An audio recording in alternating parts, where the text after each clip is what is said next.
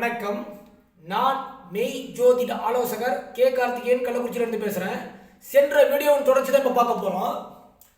இப்போது படிப்படியாக ஜோதிடம் வளரத் தொடங்கும் பொழுது கிரகணத்தை ஒவ்வொரு கிரகணத்தாக ஆராய்ச்சி படிமுறையாக ஆராய்ச்சி செய்து தொகுத்து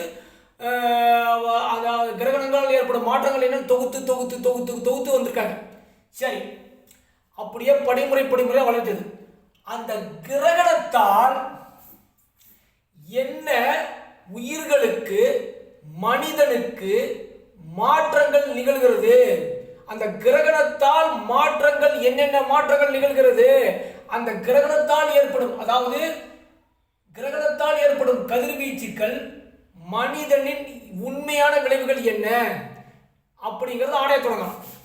அந்த ஆராய தொடங்கும் பொழுது நீங்க கவனிச்சீங்கன்னா, அந்த அரசர் காலத்தில் என்ன நடந்திருக்கு அப்படின்னா, இந்த கிரகணம் சம்பந்தம் இப்பதான் புரியும். இது சூரியன் வச்சு, இது நோடு,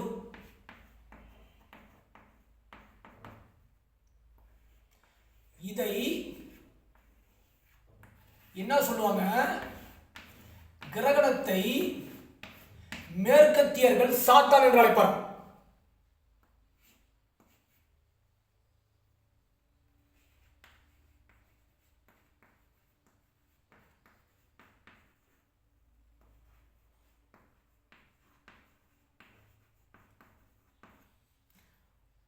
உள்ளவர்கள்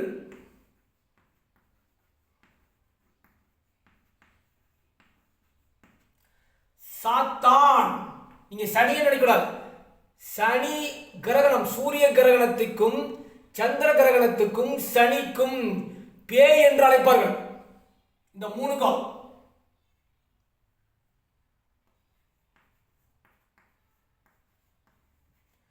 இதுக்கு உதாரணம் சாத்தான், அதாவது பேய்.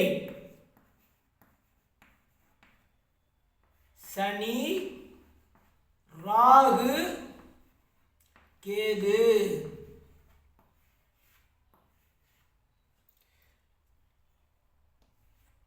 இது மூணும் டெவில், பேய்.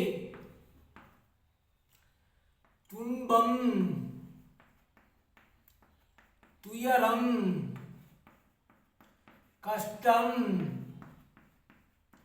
நஷ்டம், சங்கடம், வருத்தம். இது அத்தனையும் நடைபெறுகிறது சூரிய கிரகணத்தாலும் சந்திர கிரகணத்தாலும் சனியாலும். இதை இந்த மூணு பேரும் டெவில் என்று அழைக்கிறார்கள் மேலை நாட்டவர்கள். சரி, இதுக்கு ஆதாரம் என்னடா போய் சொல்றேன், இதுக்கு ஆதாரம் என்னன்னா, த பாபிலோனியன் டேப்லெட்ல, அந்த நூல்ல பாத்தீங்க, த பாபிலோனியன் டேப்லெட்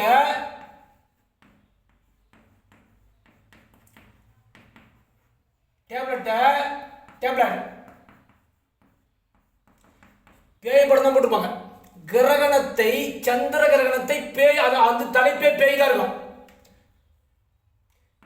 இந்த பாபிலோனியன் டேப்லெட்ல வந்து சாத்தான தான் போட்டிருப்பாங்க, பேயா போட்டிருப்பாங்க. சந்திர கிரகணத்தை ஆராய்ச்சி செய்யக்கூடியவர்கள் இவங்க. அதுல வந்து அந்த டேப்லெட்ல இங்க பாருங்க, பட்டயம், இது பட்டயம் களிமண்ணால் எழுதுறது, அந்த கிரகணத்தை ப்ரெடிக்ஷனா கொடுத்துருக்காங்க. அவங்களே அதை வந்து அந்த முகப்புறையே சாத்தானா போட்டிருக்காங்க. சாத்தான் அந்த முகப்புடைய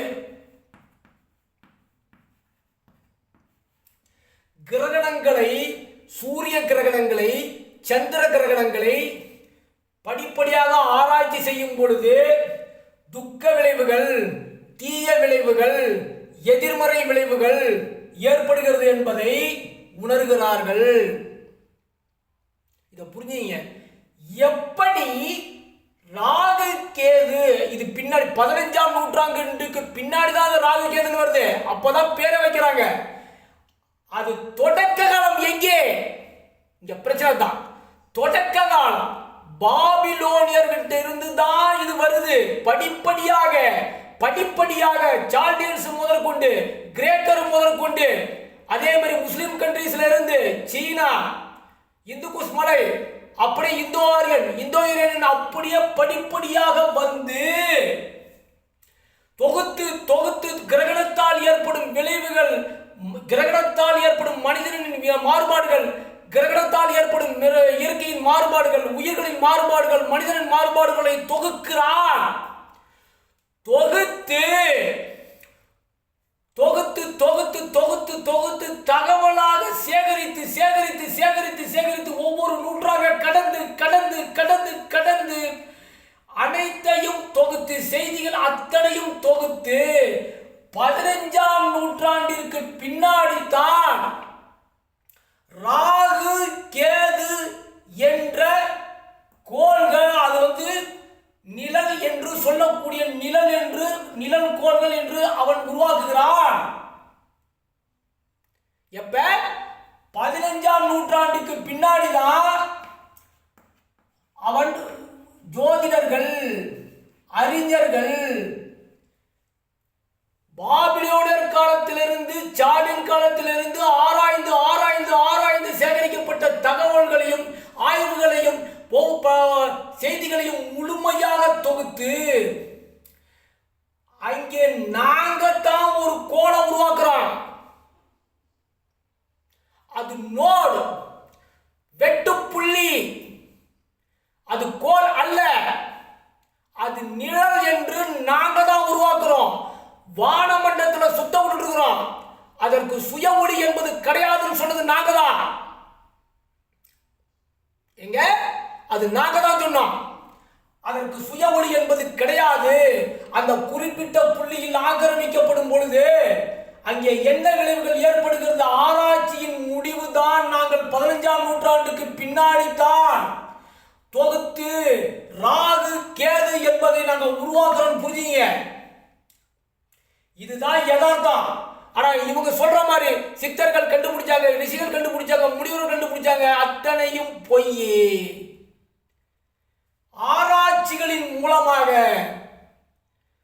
3400 வருடங்களுக்கு முன்பாக தொன்று தொட்டு ஒவ்வொரு கிரகணத்தையும் ஆராய்ந்து ஆராய்ந்து ஆராய்ந்து அந்த ஆராய்ச்சி ஒவ்வொரு படிமுறையாக தகவல் மூலம் பரிமாறிக்கொண்டு அந்த ஆய்வு செய்வதன் விளைவுகள், அந்த ஆய்வால் என்னென்ன நிகழ்வுகள் நடைபெற்றன, என்னென்ன நிகழ்வுகள் நடந்தது, என்னென்ன நிகழ்வு நடந்திருக்கிறது, அதை தொகுத்து அதை எழுதி நாங்கள் தான் அதை அனைத்தும் உறுதி செய்து கொண்ட பிறகு இதை நாங்க தான் என்ன பண்றோம்? ஒரு கோளாக உருவாக்குகிறோம். சம்பவங்கள் நடைபெறுவதன் காரணமாக இதை ஒரு கோளா உருவாக்குறோம். நாங்க அங்க நடைபெற்றது இந்த 7ஓட சேர்த்து இந்த 2ஐயும் உருவாக்குகிறோம். சம்பவங்கள் நடைபெற்றதுனால தான் அனைத்தையும் தொகுத்து இது ஒரு கோளாக வானமண்டலத்தில் நாங்கள் சுத்த விட்டு இருக்கிறோம். இதுதான் உண்மை. ஆனால் இன்றைய விஞ்ஞானிகள் இதை கோளில் இல்லாத கோளுக்கு என்னடா பலன் சொல்ற, யாரடா கதை விடுற அப்படின்னு அந்த விஞ்ஞானிகள் எங்களை ஏசுகிறார்கள். அது அல்ல, இங்கே சம்பவங்கள் நடைபெறுகிறது. சம்பவங்கள் நடைபெறுவதனால் நாங்கள் இதை ஒரு கோளாக உருவாக்கி இருக்கிறோம், திசைகளை கொடுத்திருக்கிறோம், ராசியில் இடம் தரவில்லை. கவனிங்க, ஏன்? சுய ஒளி இதற்கு கிடையாது.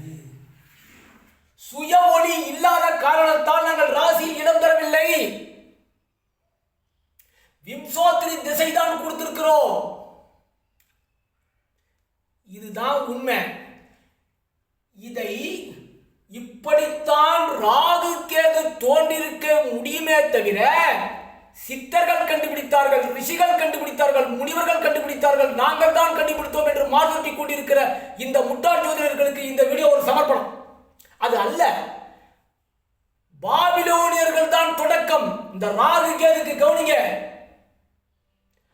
தொடக்கமே அவர்களுக்கு அறிவில்லாத காலத்து, அதாவது வானில் அறிவு உடையவர்கள் அந்த பாபிலோனியர்களும் சாட்டியன்ஸும்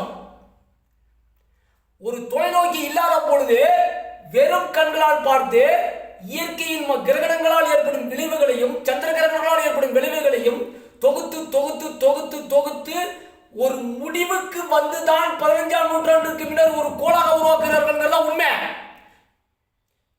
படிமுறை வளர்ச்சி, படிமுறை நாகரிகம், அந்த நாகரிகத்தால் இந்த கிரகணங்களின் தாக்கங்கள் என்ன, மனித மனம் எப்படி வேலை செய்கிறது, விலங்குகள் எப்படி இருக்கிறது, தாவரங்கள் எப்படி இருக்கிறது, அந்த இயற்கை மாறுபாடு என்ன நடக்கிறது, அந்த இயற்கை சீற்றங்கள் என்ன வருது, கிரகணத்தின் மூலமாக ஆராய்ச்சி செய்து ஏற்படக்கூடிய முடிவு தான் ராகு கேது. இது இன்று நேற்று அல்ல. இது இன்று நேற்று தொடங்குது என்றால் பொய். கடவுள் உருவாக்கினார், பொய். அத்தனையும் முட்டாள்தனம், மூடத்தனம். இப்படித்தான் உருவாகி கொண்டிருக்கிறதே. இதை உணருங்கள். இவர்கள் கண்டுபிடித்தார்கள் உங்களுக்கு சொல்லி ஏமாற்றிக் கொண்டிருக்கிறார்களே, அவர்களுக்கு இந்த வீடியோ ஒரு சமர்ப்பணம். வாழ்க வளர்க. நன்றி, வணக்கம். இந்த வீடியோ அனைவருக்கும் சப்ஸ்கிரைப்